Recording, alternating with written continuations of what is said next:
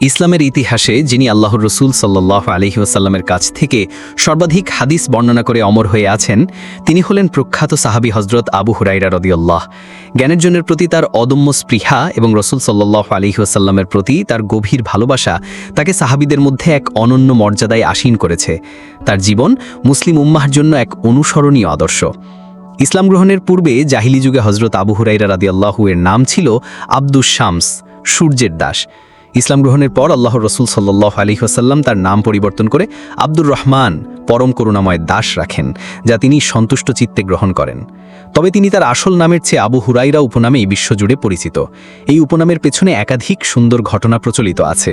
একটি বর্ণনা অনুযায়ী ছোটবেলায় তিনি একটি বিড়ালছানা নিয়ে খেলা করতে ভালোবাসতেন, তাই সঙ্গীরা তাকে আবু হুরায়রা বা বিড়ালছানার পিতা বলে ডাকতে শুরু করেন।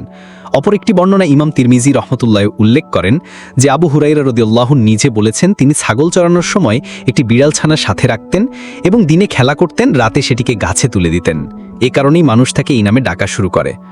রসুল সাল্লাল্লাহু আলাইহি ওয়াসাল্লামের সাথে তার সম্পর্ক গভীর হলে তিনি কখনো কখনো তাকে ভালোবেসে আবু হিররিন, পুরুষ বিড়ালের মালিক বলে ডাকতেন। হযরত আবু হুরায়রা রাদিয়াল্লাহু এই নামটিই বেশি পছন্দ করতেন, কারণ তার প্রিয় নবী তাকে এই নামে সম্বোধন করেছেন। তিনি প্রখ্যাত সাহাবী তুফাইল ইবনে আমর আদ-দাউসী রাদিয়াল্লাহু এর হাতে ইসলাম গ্রহণ করেন। ইসলাম গ্রহণের পর নিজ গোত্র দাউসের সাথে তিনি অবস্থান করেন। ৭ম হিজরিতে খাইবার বিজয়ের বছর তিনি মদিনায় আগমন করেন এবং নিজকে সার্বক্ষণিক রসুলের খিদমত ও সাহচর্যে নিয়োজিত করতেন। মদিনায় আসার পর তার কোনো স্ত্রী সন্তান ছিল না, কেবল তার বৃদ্ধা মা জীবিত ছিলেন।